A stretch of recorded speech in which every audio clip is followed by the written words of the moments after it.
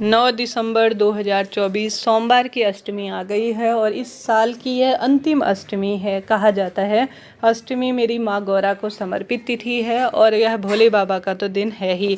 तो कुल मिलाकर सोमवार की अष्टमी जब पड़ती है तो यह एक चमत्कारी दिन हो जाता है। आप सभी जानते होंगे सोमवार की अष्टमी बहुत कम बार हमें प्राप्त होती है। बहुत ही साल में 2-3 सोमवार की अष्टमी आती है और गुरुजी द्वारा बताए कई उपाय इसमें प्रचलित हैं। आज एक विशेष उपाय उन्होंने बताया है, अगर आप इसे कर लेते हैं सोमवार की अष्टमी में तो निश्चित रूप से धन लक्ष्मी का आगमन होगा। रोग खास तौर पर इस उपाय को करने से मिटने वाले हैं। तो लंबे समय से दवाई खाकर दिन की शुरुआत होती है, परिवार में कर्ज काफ़ी हो गया है क्योंकि नारियल से संबंधित उपाय है। तो नारियल का संबंध माँ लक्ष्मी से है, तो इससे तो सौभाग्य में वृद्धि होना ही है। साथ ही पुत्र रत्न की प्राप्ति चाहते हैं और चाहते हैं मेरे घर में संतान प्राप्ति हो, हर स्वरूप में मेरा परिवार फले फूले, तो यह उपाय आपको करना चाहिए। तो आप सभी को कब कैसे उपाय करना है इसे विस्तृत रूप में जानने के लिए वीडियो के अंत तक बने रहना होगा। तो ध्यान से सुनिए और कमेंट्स में लिख दीजिए हर हर शंभु नमामि शंभु। आरंभ करते हैं। सबसे पहले सोमवार का दिन है, गंगाजल मिश्रित जल से स्नान करें। व्रत उपवास नहीं भी कर पाते हैं तो भी उपाय कर सकते हैं।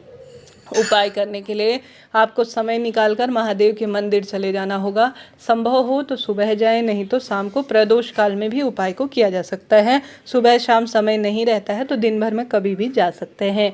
उपाय करने के लिए एक पूजा की थाली ले लीजिए, 1 लोटा जल सब समस्याओं का हल, तो जल का लोटा अपनी पूजा की थाली में रख लीजिए। उपाय करने के लिए आप सभी को 7 बेलपत्र और 1 नारियल की आवश्यकता पड़ेगी, परंतु इसमें नियम है, ध्यान से सुनिएगा। 7 आपको बेलपत्र लेनी है, 7 दूर्वा लेनी है और 7 कनेर के फूल भी आपको लेने हैं। ठीक है, 777 की संख्या में तीनों चीज़ें लेनी है। पीले कनेर के फूल आप ले सकते हैं, लाल गुलाबी जैसे भी कनेर के फूल मिल जाए। स्क्रीन पर मैंने दिखाया है कैसे कनेर के फूल होते हैं। तो इनकी संख्या आपको 7 रखनी है, टूटे फूटे खंडित ना हो, इस बात का ध्यान रखें।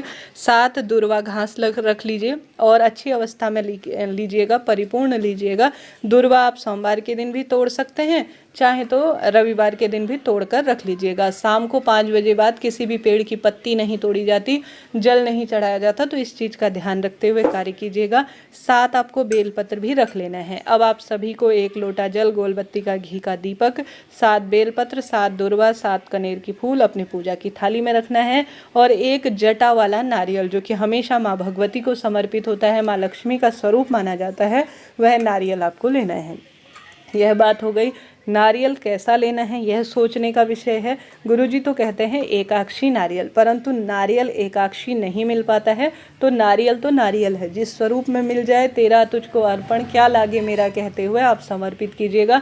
देखिए, एकाक्षी नारियल बहुत कम बार हमें प्राप्त होता है और एकाक्षी नारियल साक्षात माँ लक्ष्मी का स्वरूप माना जाता है और एकाक्षी नारियल घर में स्थापित करना भाग्य बदल देता है, यकीन मानिए। तो आप सभी को एकाक्षी नारियल अगर मिल जाए तो गुरुजी कहे अनुसार आप एकाक्षी नारियल जरूर लीजिएगा। एकाक्षी नारियल नहीं मिल पाता है तो ऐसी स्थिति में जो है, जैसा है, जिस स्वरूप में है, उपाय तो आपको करना ही है। तो आप एक साधारण सरल तरीके से नारियल ले लीजिए, पर्याप्त है। ध्यान रहे अच्छी अवस्था का नारियल लीजिएगा।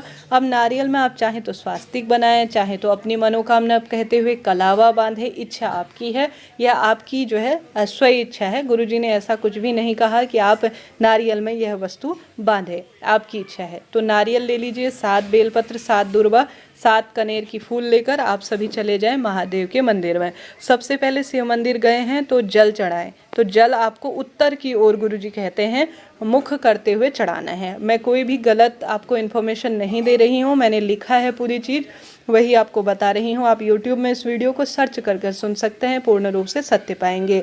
देखिए, सोमवार के दिन यह उपाय किया जाए तो बहुत जल्दी आपको परिणाम मिलेंगे, क्योंकि सोमवार की अंतिम अष्टमी है और परिणाम तो बहुत सुखद मिलने हैं विश्वास से किया जाए तो सबसे पहले उत्तर की ओर मुख करते हुए आपको शिवलिंग पर अपने घर से ले जाया हुआ जल चढ़ा देना है और जल का लोटा कभी खाली नहीं लाना है, इस बात का भी ध्यान रखें।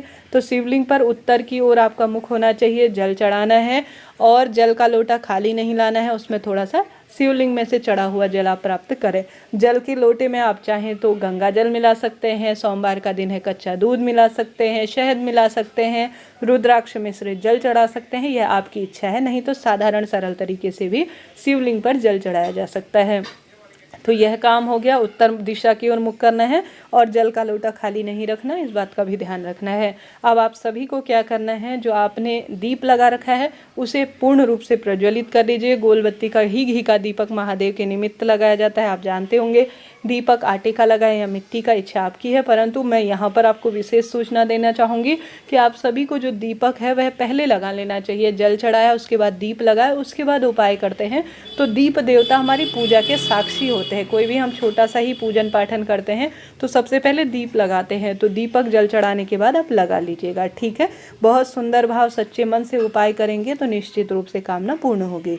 यह कार्य आपने कर लेना है। अब आपने जो नारियल लिया है, 7 बेलपत्र ली है, 7 दुर्वा ली है, 7 कनेर के फूल लिए हैं, आप सभी को शिवलिंग में जो बिल्कुल अंतिम कोना होता है, शिवलिंग का जो अंतिम कोना होता है उस स्थान में, गुरुजी कहते हैं अंतिम छोर में आपको समर्पित कर देना है। अब आप सभी माता अशोक सुंदरी के स्थान को छोड़ने के बाद कोई सा भी स्थान अंतिम छोर के रूप में मान सकते हैं। देखिए, शिवलिंग का बनावट सभी क्षेत्रों में अलग अलग होती है, सब शिवालयों में अलग होती है। कहीं गिर जाएगा, टूट बिखर जाएगा तो आपको इसका दोष लगेगा। तो माता अशोक सुंदरी के स्थान को छोड़कर आप शिवलिंग को कहीं पर भी अंतिम छोर को मान सकते हैं। तो उस अंतिम छोर में अपनी मनोकामना बोलें, अपना नाम गोत्र बोलें, जिस मनोकामना के तहत आप उपाय कह रहे हैं वह बोलें, और सभी चीज़ें एक साथ आप समर्पित कर दीजिए, ठीक है। सभी चीज़ें समर्पित कर दी, नारियल समर्पित कर दिया, 7 बेलपत्र, 7 दुर्वा, 7 कनेर के फूल आपने समर्पित कर लिए। अब आप सभी को 1 बेलपत्र भी उठा लेनी है, 1 दुर्वा भी उठा लेनी है और 1 कनेर का फूल भी उठा लेना है, ठीक है। समर्पित कर दिया, थोड़ी देर रहने दिया। नारियल का कुछ नहीं करना, बस नारियल वहीं छोड़ देना है आपको। अब 7-7 की संख्या में तीनों चीज़ें चढ़ाई हैं तो 1-1 की संख्या में आपको उठा लेनी है, ठीक है। इसके बाद गुरुजी कहते हैं जो कनेर का फूल है उसे माता अशोक सुंदरी के स्थान पर वापस से आपको एक अपनी मनोकामना कहकर समर्पित कर देना है। चढ़ाया हुआ अंतिम जो दुर्वा है और अंतिम जो कोने में आपने बेलपत्र चढ़ा रखा है उसे महादेव से कहें कि प्रभु मैं आप इसे अमृत कर दीजिए, मेरे जीवन की कामना सिद्धि के लिए मैंने चढ़ाया है, मेरे भाग्य बदल दीजिए। ऐसी प्रार्थना करते हुए घर लाकर आपको अपने रोग का भान करते हुए संतान प्राप्ति हो जाए, ऐसी प्रार्थना करते हुए मेरे विवाह की अड़चन दूर हो जाए, कर्ज समस्या दूर हो जाए, कोई गलत आदत है, कोई जो है मति भ्रमित है, बच्चे पढ़ाई में मन नहीं लगाते, वह कामना कहते हुए आपको दुर्वा तो सुबह के समय खा लेनी है। गुरुजी कहते हैं 1 ही लानी है और 1 ही खानी है। तो दुर्वा आप सुबह खा लीजिए, बेलपत्र आप दोपहर में खा लीजिए, ठीक है। दुर्वा तो आप सुबह खा लीजिए, बेलपत्र आप प्रभु का नाम मंत्र स्मरण करते हुए दोपहर में खा लीजिए। तो इस तरह से यह आज की कथा का उपाय आपको करके देखना है। जिसने प्रैक्टिकल किया उसने पाया है। देखिए, शिवलिंग में अपनी मनोकामना कहते हुए एकाक्षी नारियल जो चढ़ा देता है उसके जीवन में सभी परेशानियां मिट जाती है और कार्य बनने लग जाते हैं। और जो दुर्वा और बेलपत्र है, कनेर का फूल है, वह तो मन की कामना के लिए कहा है और आपने अपने आप में श्रेष्ठतम तरीके से चढ़ाया है, उसे घर लाए हैं, ग्रहण किया है, तो फिर विश्वास से करेंगे तो भाग्य तो बदलेगा। आशा है, उम्मीद है मैंने सही विधि से आपको समझाया है, करके दिखाया है। वीडियो उपयोगी रहा हो तो लाइक करें, शेयर करें और हर हर महादेव जरूर लिखें। राधे।